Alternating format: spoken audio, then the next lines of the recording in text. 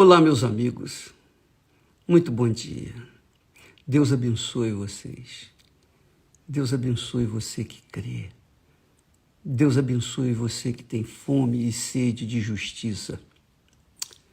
Deus abençoe aqueles que querem conhecer a verdade para obedecê-la. Querem e têm fome de justiça porque se cansaram de comerem o pão da injustiça, de ver as injustiças prevalecendo. Então querem comer, beber da justiça que vem de Deus. E a justiça que vem de Deus, você que tem sede, fome de justiça, saiba que o Senhor Deus,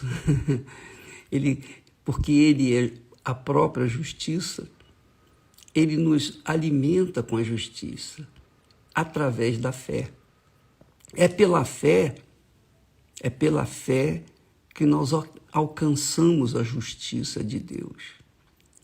Veja só, ontem nós falávamos sobre os reis, né? Que todos nós somos reis, né? Todos nós.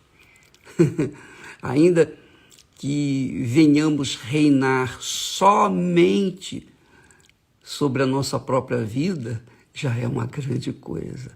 Porque quando reinamos na nossa própria vida, nós temos a liberdade, o direito de viver uma vida abençoada ou amaldiçoada, dependendo das nossas próprias escolhas. Mas o reinado está na nossa mão.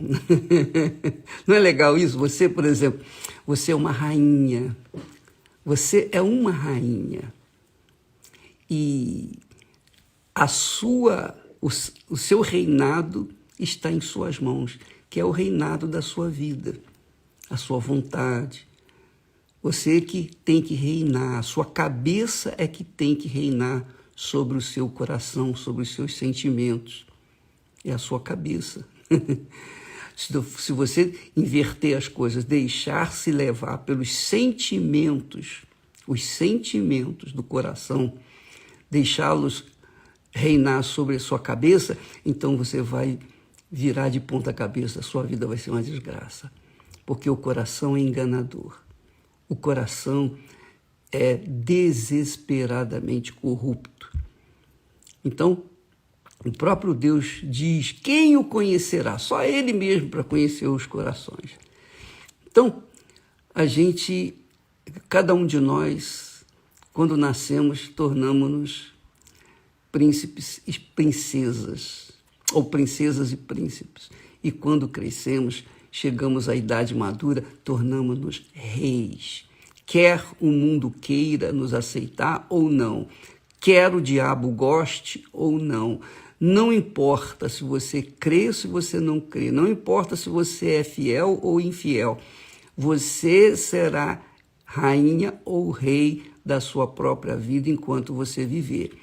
E aí você vai ter o direito de fazer as suas próprias escolhas. Mas uma coisa interessante, é muito legal isso.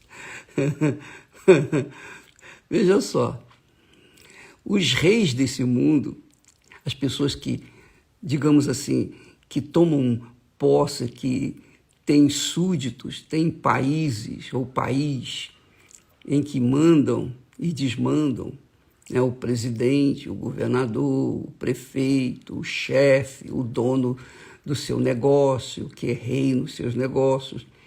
Eles pensam o seguinte, se eu tiver muito poder, muito dinheiro, se eu tiver as forças armadas comigo, se eu tiver esse poder de fazer tudo o que eu quero, então eu vou estar absolutamente seguro. É aí que está o engano.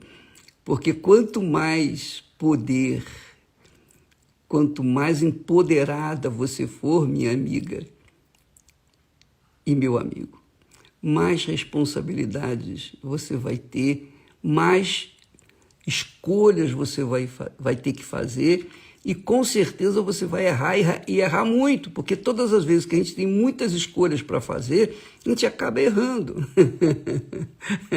Não fosse assim, todo mundo passaria, faria essas provas do Enem com facilidade, né? Porque é múltipla escolha, não é assim? A pessoa tem que fazer a escolha certa. E tem lá, por exemplo, 5 questões, 5 respostas, ou 6 respostas, eu não sei quantas, mas você tem que escolher uma apenas.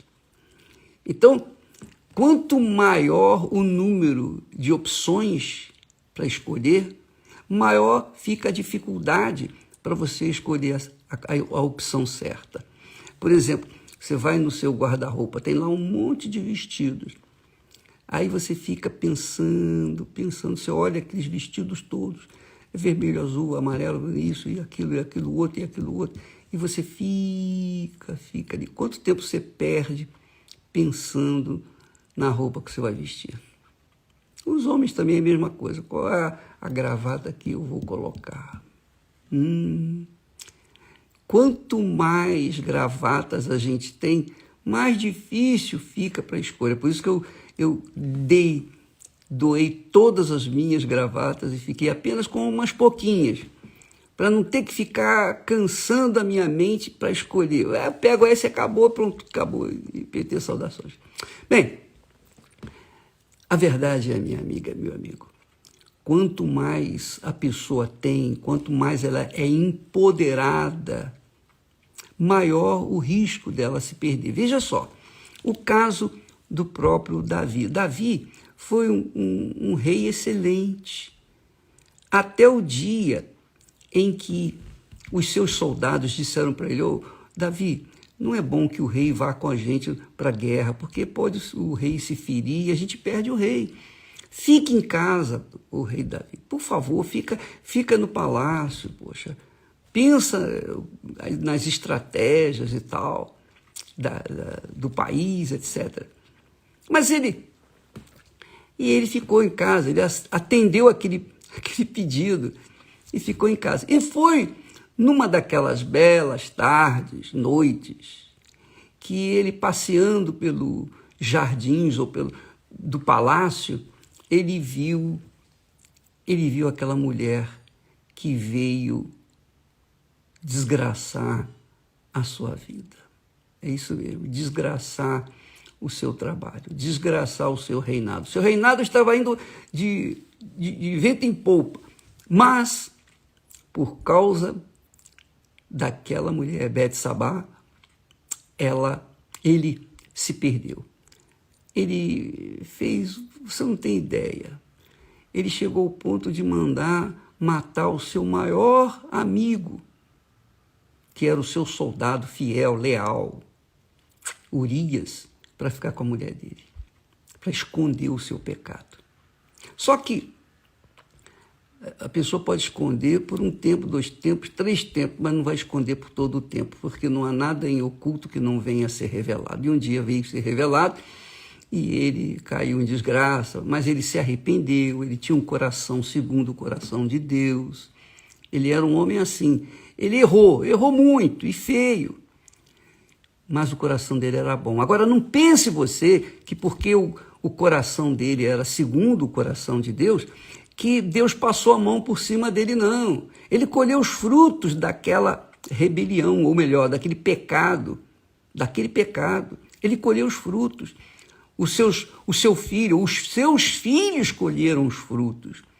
O reino de Israel acabou, se dividiu por causa do pecado de Davi. Nem Salomão, com toda a sua sabedoria e glória, conseguiu se escapar da maldição, da punição de Deus sobre Davi e todo o seu reinado. Então você verifica que Davi era um homem, poxa, ele era o rei da cocada, digamos assim. Mas, quando ele caiu, ele teve que pagar o preço. Porque Deus, minha amiga, meu amigo, é justiça. E você que ama a justiça, saiba disso. A justiça é justa. Não importa se você é muito boazinha, se você faz caridade, se você vive uma vida de ajudar os outros, mas se você cometer uma injustiça, você vai colher os frutos dessa injustiça. Não interessa quem você é, não interessa o que você fez de bom, mas o dia que você fizer alguma coisa errada, uma injustiça, você vai colher os frutos dessa injustiça. Todos nós vamos colher, todos. É óbvio que quando a gente tem conhecimento disso, e a gente é sábio, né? A gente pensa, a gente raciocina, então a gente bota a barba de molho. É isso aí. A gente coloca a barba de molho. Eu lembro do meu caso, por exemplo, eu gosto de falar das minhas experiências porque fica mais fácil para entender. Nós éramos 7 irmãos e eu era um dos últimos solteiros.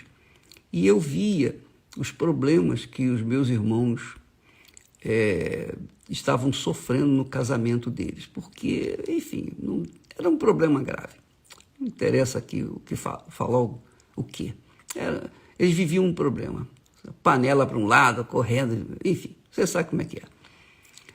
Quando eu vi aquilo, eu falei, meu Deus, pelo amor de Deus, não me deixe errar no meu casamento. O Senhor me coloca uma pessoa que seja da tua vontade. Então, com temor e tremor, eu orei a Deus, ó meu Senhor, me dá uma pessoa que venha me ajudar mesmo, me auxiliar mesmo. Eu preciso, o Senhor sabe disso. E essa oração foi ouvida. E Deus me atendeu e me deu a Esther. Então, nós vivemos em comunhão perfeita, praticamente perfeita, em paz.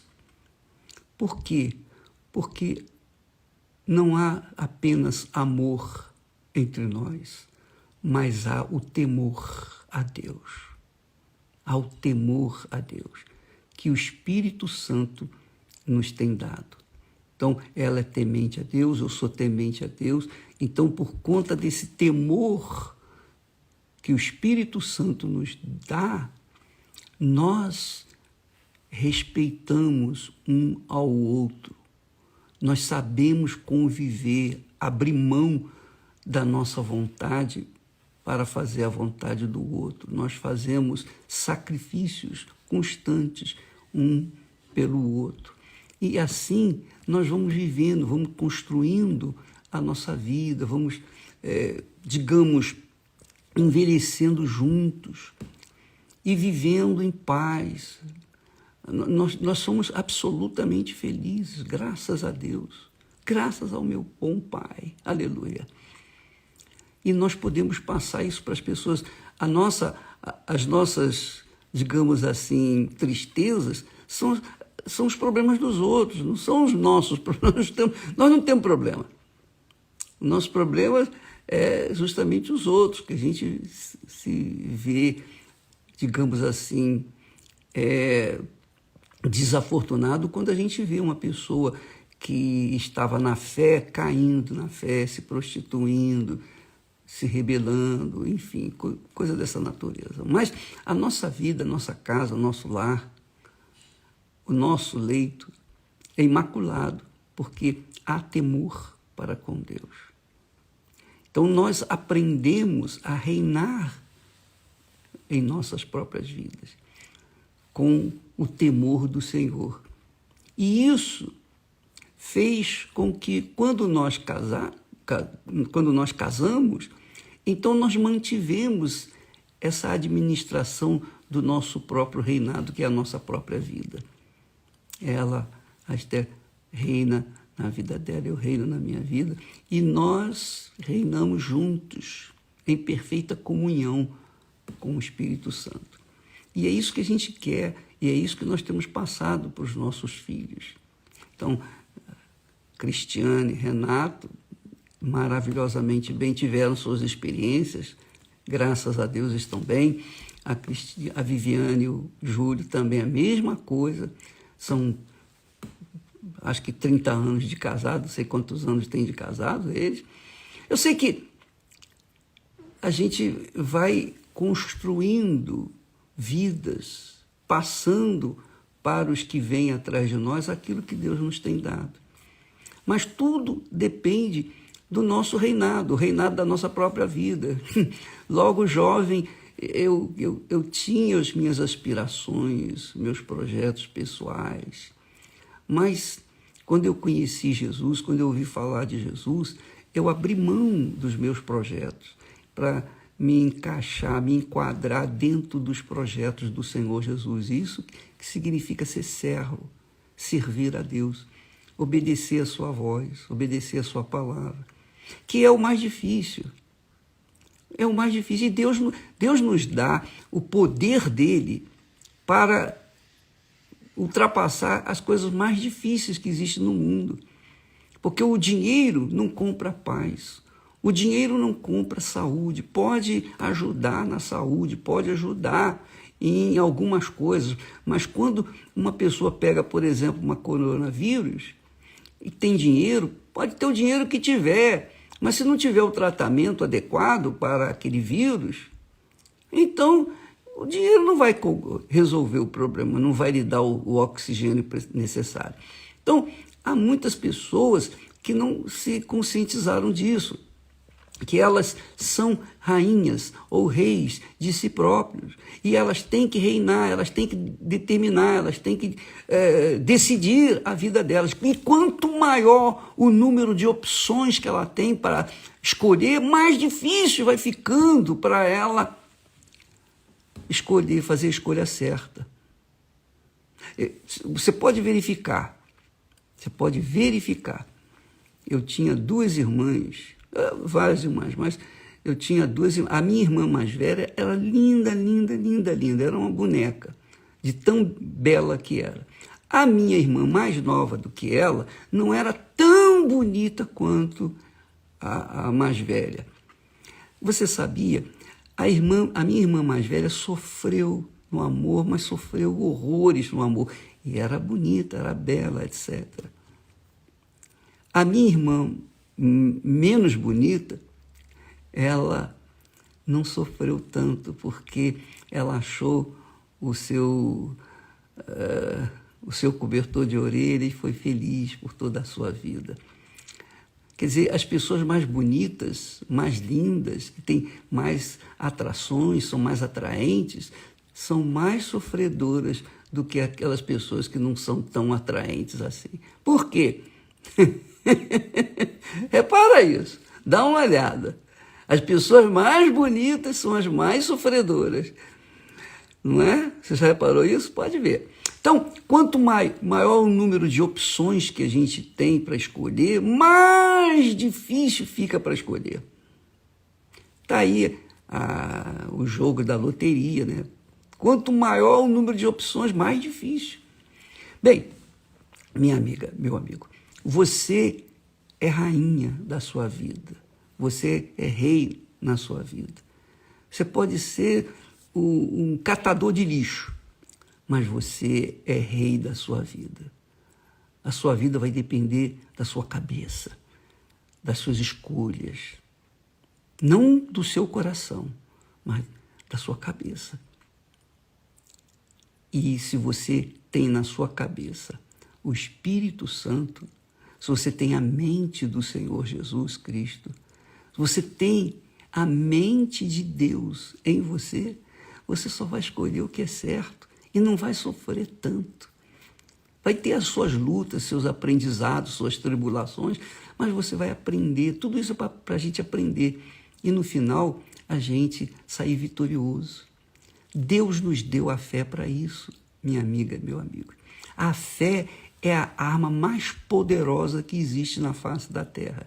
Não há dinheiro no mundo que possa compensar ou sobrepor a fé, porque a fé nos faz vencer o mal. O nosso inimigo é espiritual. Nós não lutamos contra carne nem sangue. A nossa luta é contra principados, potestades, dominadores, forças espirituais do mal nas regiões celestes. Quer dizer, a nossa luta é espiritual, estritamente espiritual. Mas aqueles que se agarram, se apegam ao dinheiro, às coisas físicas, ao poder, esses acabam se arrebentando, sofrendo muito mais. Por exemplo, você vê aí os presidentes, quando eles são eleitos presidentes, poxa, é uma festa e tal, etc. Mas eu não queria estar na pele do presidente Bolsonaro nem por um segundo na minha vida, nem por um segundo, nem por um segundo. Eu não queria estar na pele de nenhum governador, nenhum presidente, nenhum prefeito, de jeito nenhum, até mesmo os políticos menores, eu não queria estar na pele deles, porque toda hora tem que fazer escolhas, e toda hora as escolhas são muitas, as facilidades são muitas, e normalmente as escolhas são erradas. Então, amiga e amigo, olhe para a sua vida. Não fique olhando para a vida dos outros. Não fique querendo saber isso, aquilo que não compete a você. Cuide. O reinado da sua vida já é uma coisa complicada, complicadíssima. Porque quando você reina mal, você vai viver mal, você vai ser infeliz, você vai ser um desgraçado da vida, porque você reinou mal. Então, cuide da sua vida, procure reinar de acordo com os reis que foram bons diante de Deus, que temeram a Deus no passado. Você pode ler nos livros de reis e de crônicas, você vai ver a história de cada um. Os que agradavam a Deus, os que se livravam das idolatrias, das feitiçarias, das magias. O pior de tudo é a idolatria, porque a idolatria maqueia o pecado. E aí as pessoas acabam idolatrando o dinheiro, idolatrando a sua própria imagem, idolatrando o seu sucesso, etc. E acabam se arrebentando, se desgraçando, vivendo depressiva o resto das suas vidas, o resto dos seus dias. Então, administre a sua vida, procure administrar a sua vida, olhe para você. A Bíblia fala que sem fé é impossível agradar a Deus. Então, invista na fé. E a fé, a fonte da fé é o Espírito Santo. Quando você recebe o batismo com o Espírito Santo, quando você é selada com o Espírito Santo, quando você mergulha no mar do Espírito de Deus, pronto.